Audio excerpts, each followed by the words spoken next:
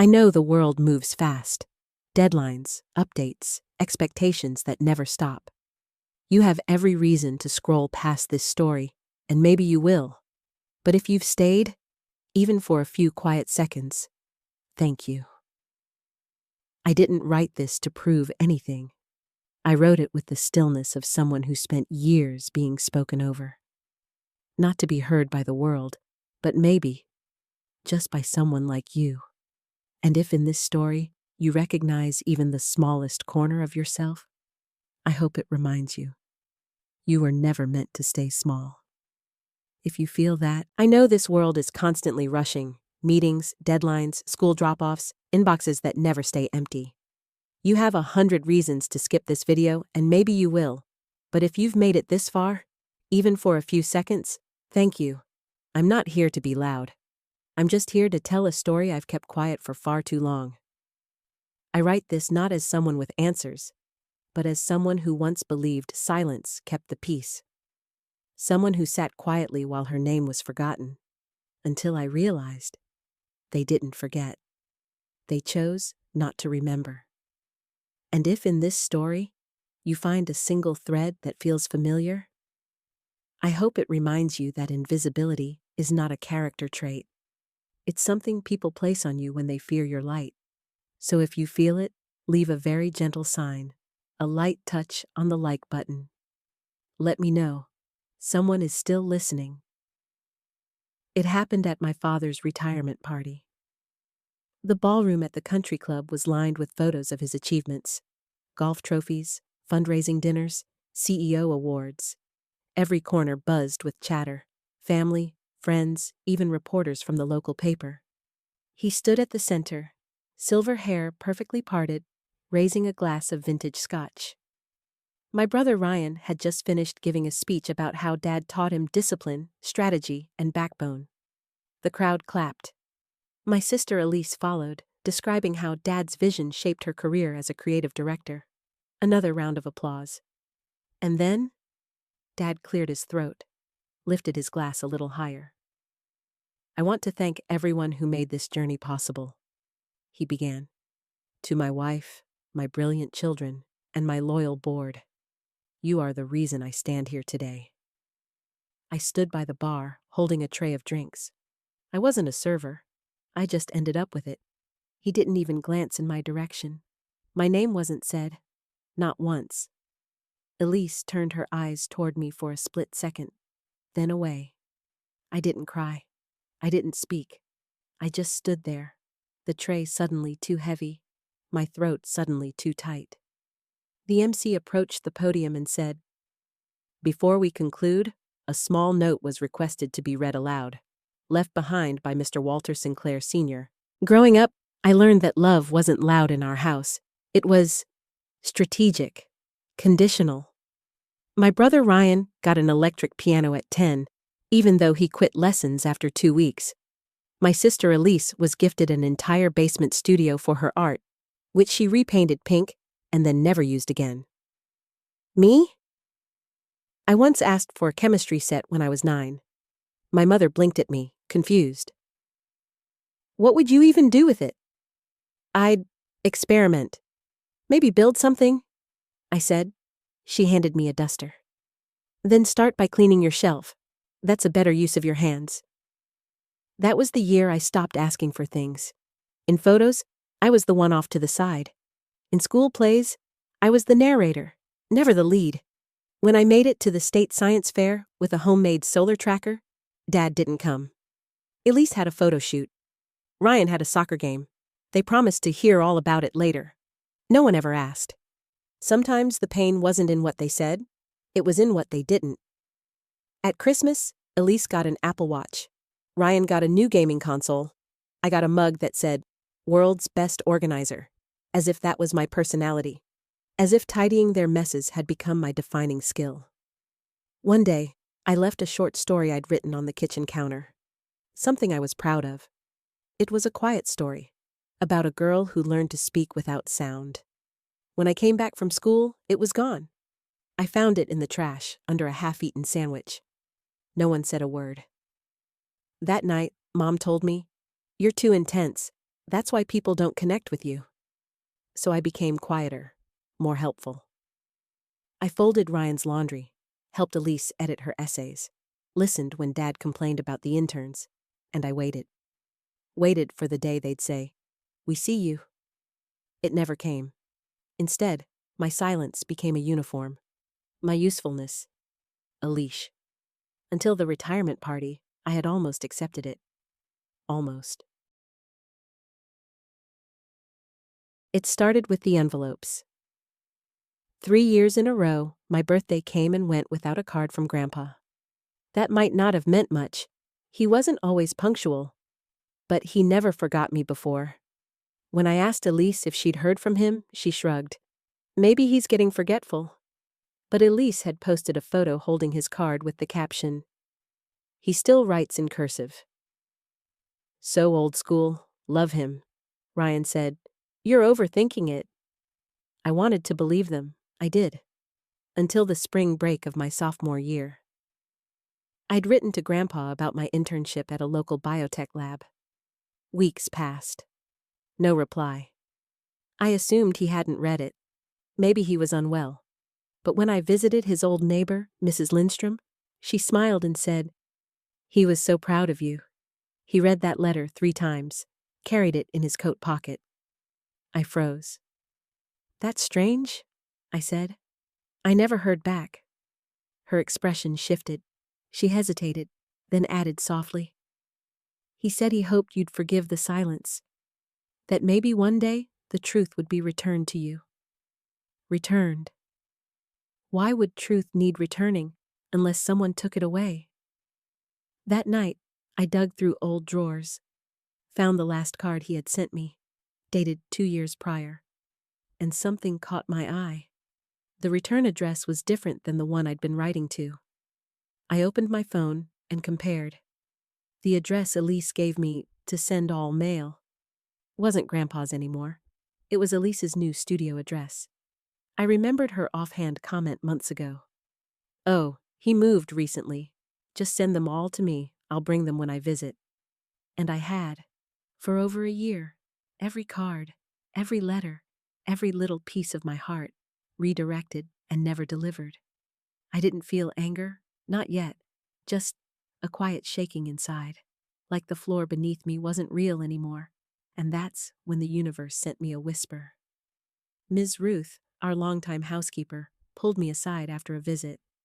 2 weeks after the party, I found the package wedged into my apartment mailbox. No return label. Just my name, written in a tight, deliberate hand I hadn't seen in over a year. Inside, nestled in brown paper and twine, was a small tape recorder, the old-fashioned kind. Alongside it, a folded note. "If you're reading this, they've already turned the tables, but you're not erased. Not to me. Press play. W.S." My hands shook as I sat at my desk. I pressed the button. The static crackled, and then, "Claire." His voice, my grandfather's voice. Not sickly, strong, intentional. "If this reaches you, then I've failed to protect you in time. But I hope what's in this message, and in my final will help restore what they tried to deny you." I stared at the wall, every breath shallow. "I watched you, Claire. Not in the spotlight, but in the margins. You were always there, quiet, observing, helping." I closed my eyes. "They said you were too soft, but I saw your strength in silence. They said you were too intense, but I saw your clarity when no one else listened. I named you as my intellectual heir 2 years ago, but I feared they would intercept this truth." I gasped. "I left a signed letter with my attorney, and if my instructions were followed, a copy will arrive before the next Sinclair board session. But know this, if you are listening, you are not forgotten. You were never forgotten." He paused. "And Claire, never shrink again. You are the voice this family tried to mute because they feared it would echo longer than theirs." Click. Silence. I sat frozen for a long time. Not crying, not shaking, just aware. Aware that the lies weren't accidental. That my erasure was not neglect. It was strategy. They had rerouted my mail, deleted my messages, told me I wasn't included, because I was. And they knew it, and they tried to bury that truth in silence, but Grandpa didn't let them. He handed me back the key, and I was going to use it.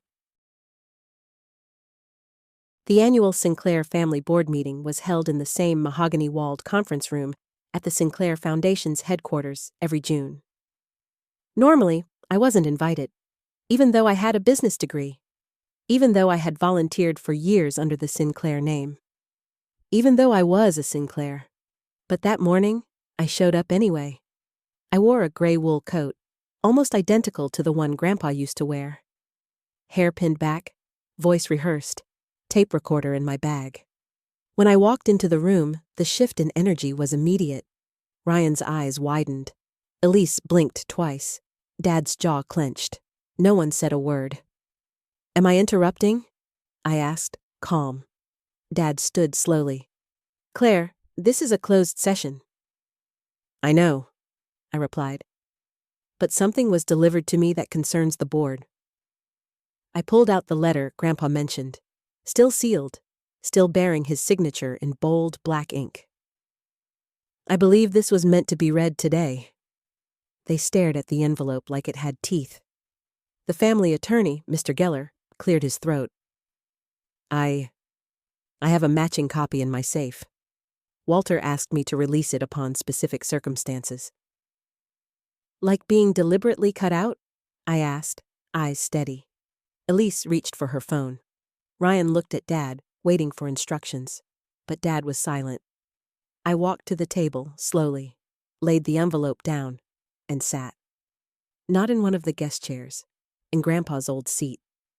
The one that had been left empty, out of respect. My mother finally broke the silence. "This isn't how things are done." "No," I said. "It's how you've always done them. Quiet erasure, pretty smiles, selective memory." The letter sat between us, heavy with meaning. "I'm not here to argue," I added. "I'm just here to be seen, for once." And then I pressed play on the recorder. Grandpa's voice filled the room. "You may question what's fair. You may say I betrayed the structure. But remember, the loudest voices aren't always the wisest. Claire earned nothing through noise. She earned it by listening when others only spoke, by building when others only postured." I didn't look around. I didn't need to. I already felt the fear crawling into their silence. The attorney unfolded the official envelope and pulled out a document stamped with the Sinclair Foundation seal. He read it aloud, word for word.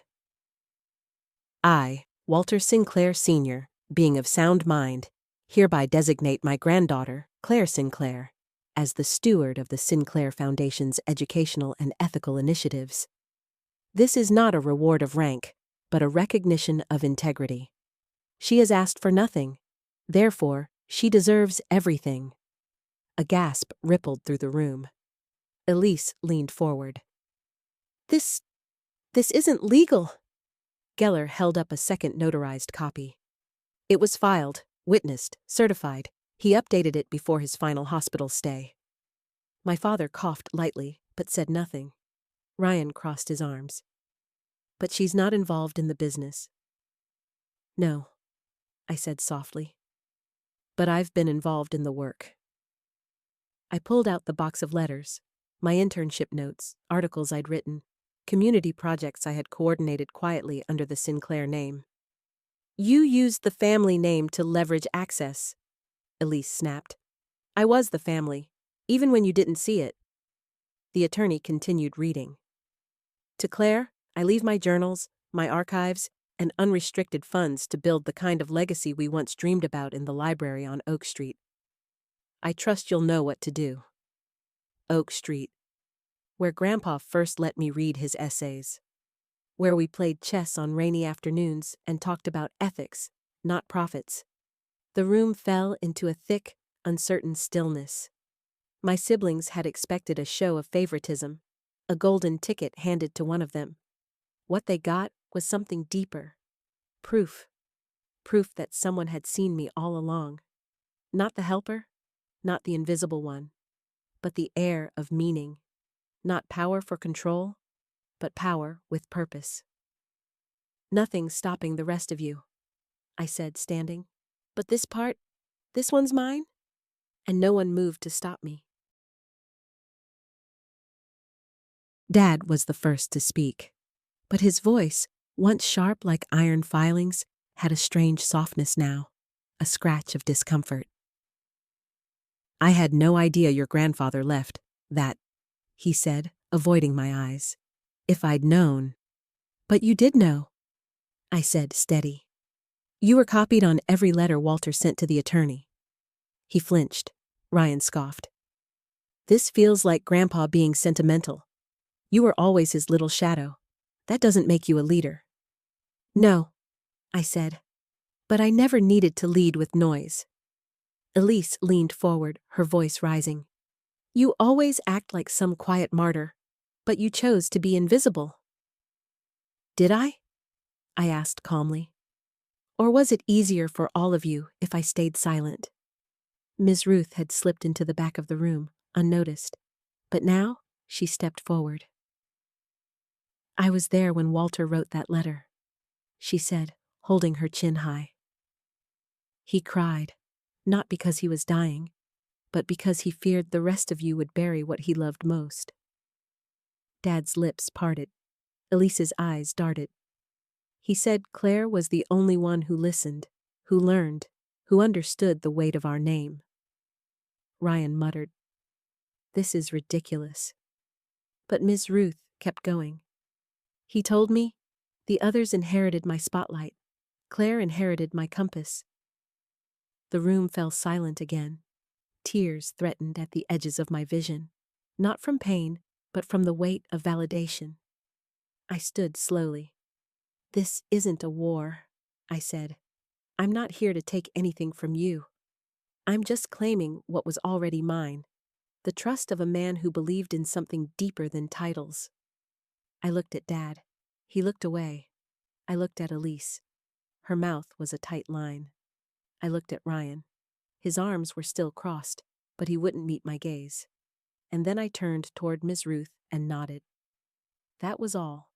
Because the people who try to drown you in silence often panic the most when you finally learn to breathe without needing their aid. I didn't leave the room with a victory speech. I didn't wave a banner or smile for photos. I just packed the documents into my bag, slid the recorder back into its case, and stood still. My mother finally broke the silence. You don't have to do this, she said softly. We could figure something out. Together. I looked at her. Really looked. The woman who once told me to tone down the questions at family dinners. The one who always said, Let Elise shine. You're more behind the scenes anyway. And maybe she believed it. Maybe she thought she was protecting some kind of balance. But she never saw the imbalance her words created. I don't need an apology, I told her. Not anymore. Elise crossed her arms. Oh, come on. This whole thing reeks of self-righteousness. I turned toward her. You want the truth? I didn't come here to win. I came to stop pretending I didn't matter. And that was the difference. I wasn't proving myself to them. I was reclaiming myself from them. My father sank back into his leather chair, suddenly looking small in a room he once commanded. Ryan muttered something I didn't catch, but it didn't matter. Because for the first time in my life, their words couldn't reach me. Their silence wasn't power anymore. It was just silence. I walked out. No applause, no doors slammed. No, wait, come back. Just the soft echo of my own footsteps. That's when I knew. I had finally cut the cord. Not in anger, not with revenge, but with peace. A peace. The building I chose wasn't flashy. Just an old library in the corner of a quiet neighborhood, tucked between a park and a bakery. It smelled like dust and forgotten stories. But to me, it smelled like possibility. I used the inheritance from Grandpa, Not to travel, not to buy a loft or a car, but to turn that library into something new, the Sinclair Listening Center. A place for voices that were always talked over. Kids who whispered instead of shouted. People who didn't know they were allowed to take up space. We painted the walls soft green, hung up community artwork, lined the shelves with notebooks, blank ones, waiting for someone to believe their story mattered. Every Thursday, we held open writing circles. No prompts, no critiques, just permission. I brought my old journals, the ones I used to hide under my mattress, and read parts out loud. They laughed when I told them how I used to list every time Elise got credit for something I did. One girl said, "Wait, I do that too." And I smiled. We weren't healing alone. I kept Grandpa's rocking chair in the corner. Sometimes I sat in it late at night, lights off, just listening to the creak of wood and the hum of something bigger than me. And on the wall behind me, I framed his words from the letter. Not birthright, but integrity and clarity of vision. People came not because I was famous, not because I had money, but because I had made space for them. And space was the thing I was always denied. Now I could give it, and in giving it, I became more whole.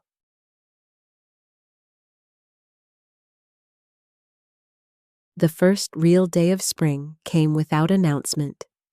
No fanfare, just light, soft and gold, stretching through the front windows of the center like it had been waiting all winter.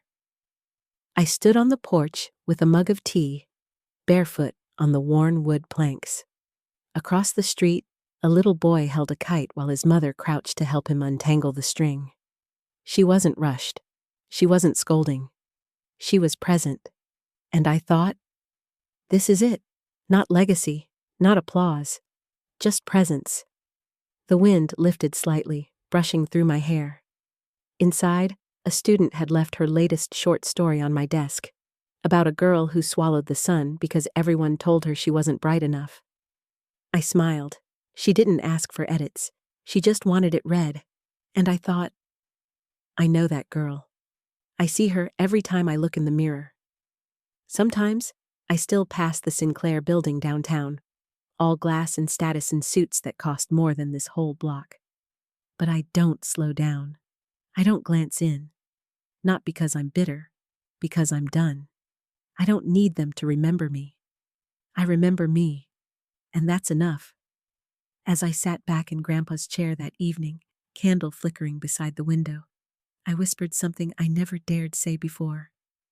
Thank you for not choosing the loudest. Thank you for choosing the one who listened. He didn't leave me money. He left me space to be. And now I finally understand. Some relationships are roots. Others are weights. Let the roots grow. Let the weights fall.